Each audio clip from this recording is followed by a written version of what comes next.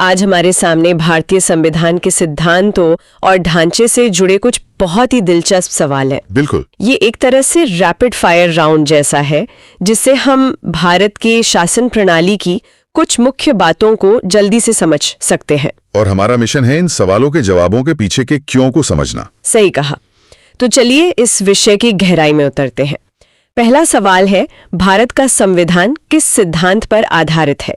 विकल्प है ए लोकतंत्र, बी तानाशाही, सी साम्यवाद और डी गणराज्य। देखिए, इसका सही उत्तर है डी गणराज्य। गणराज्य? हाँ, और यहाँ ये समझना दिलचस्प है कि भारत एक लोकतांत्रिक गणराज्य है, लेकिन गणराज्य शब्द का एक विशेष अर्थ है। अच्छा। इसका मतलब है कि देश का प्रमुख यानी हमारे राष्ट्रपति वो वंशानुगत नहीं होते। मतलब राजा रानी की तरह नहीं? बिल्कुल, उन्हें चुना जाता है। तो ये एक बहुत बड़ा फर्क है।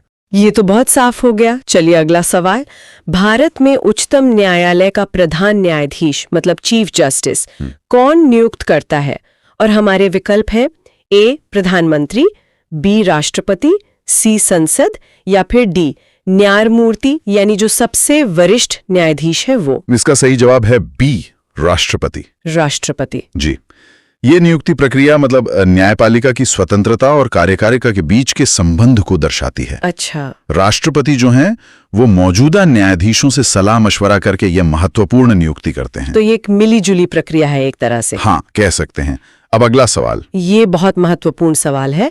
भारत में संविधान संशोधन मतलब कॉन्स्टिट्यूशन को अमेंड करने की शक्ति किसके पास है?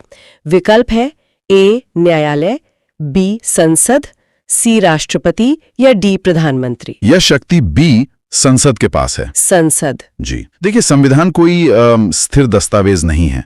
समय के साथ इसे बदलने की जरूरत पड़ सकती है। सही बात है। तो ये शक्ति लोगों द्वारा चुने गए प्रतिनिधियों यानी संसद को दी गई है, लेकिन इसकी भी एक तय प्रक्रिया और कुछ सीमाएं हैं। ऐसा नहीं कि कुछ भी बदल सकते हैं। अच्छा, चलिए अब विधायिका पे आते हैं। भारत में विधायिका की मुख्य कार्यवाही किसे कहा जाता है? इसके विकल्प हैं ए कानून बनाना, बी कानून लागू करना, सी कानून की समीक्षा या डी कानून का न्यायिक परीक्षण।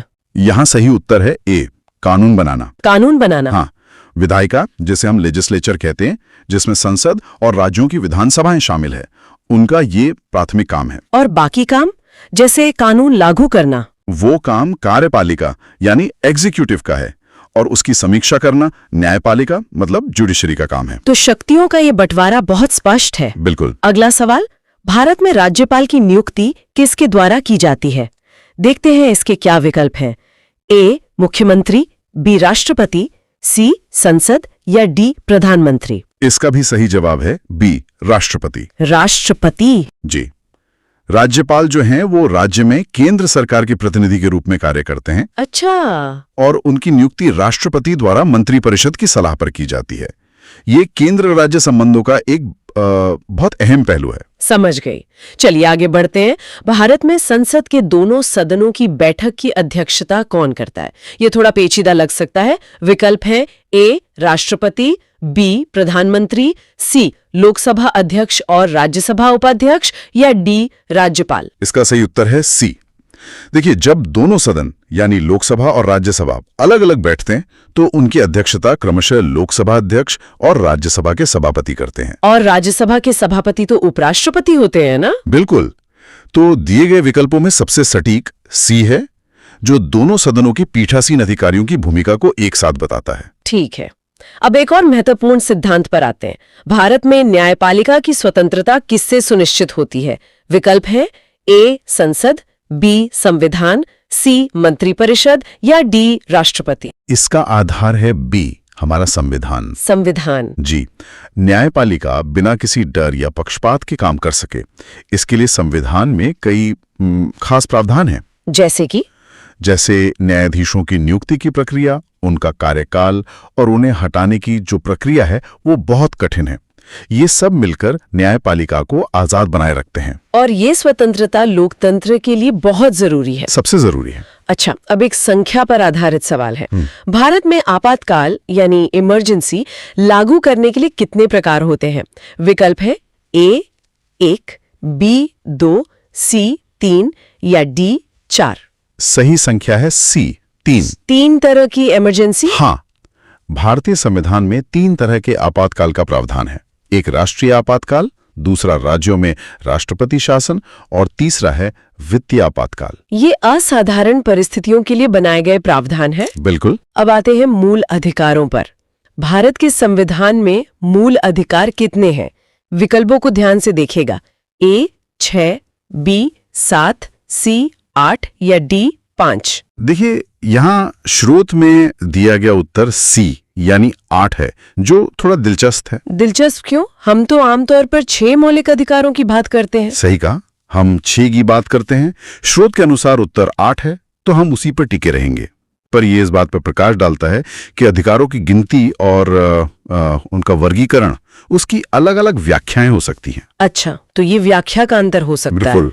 चलिए, आज का हमारा आखिरी सवाल। भारत में राष्ट्रपति की शक्ति किसके परामर्श से प्रयोग की जाती है? विकल्प है A प्रधानमंत्री और मंत्रिपरिषद, B संसद, C न्यायपालिका या D राज्यसभा।